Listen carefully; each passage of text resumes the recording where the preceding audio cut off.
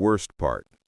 The New Mexico desert, even at 4:30, not yet the inferno it would become by midday. The true agony was the waiting, a corrosive silent acid that ate away at the edges of J. Robert Oppenheimer's composure. He stood on the edge of the control bunker, known chillingly as Jumbo, 17 miles from Ground Zero, the site they had nicknamed Trinity. He was a wraith in a trench coat, his customary pork pie hat tugged low against the pre-dawn chill. A chain of cigarettes burned down to ash in his nervous fingers, each smoke a shallow distraction from the immense, terrifying fact of what he had built. His team, the brightest minds in physics, all shared the space, but they were isolated, each trapped in their own personal calculus of creation and apocalypse. The device itself, codenamed Gadget, sat atop a 100-foot steel tower, an alien sphere of polished metal and complex wiring.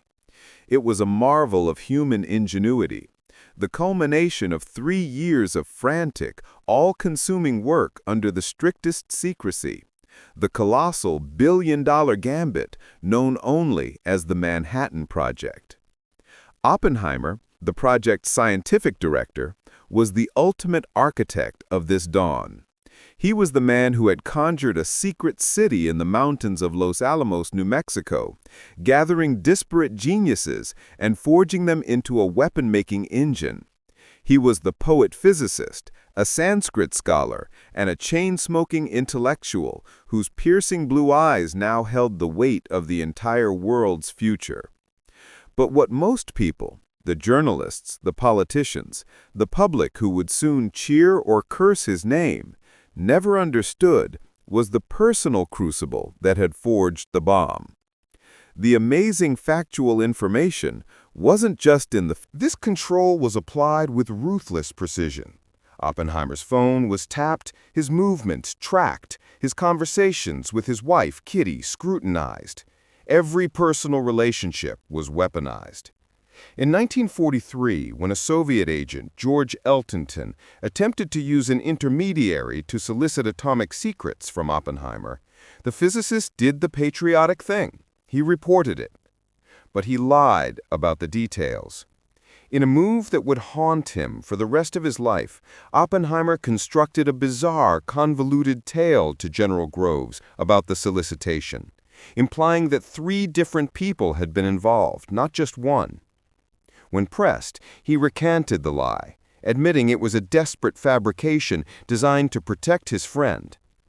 This Chevalier-style fabrication, as the FBI classified it, was the original sin that Groves would keep in his back pocket, a guaranteed lever of control.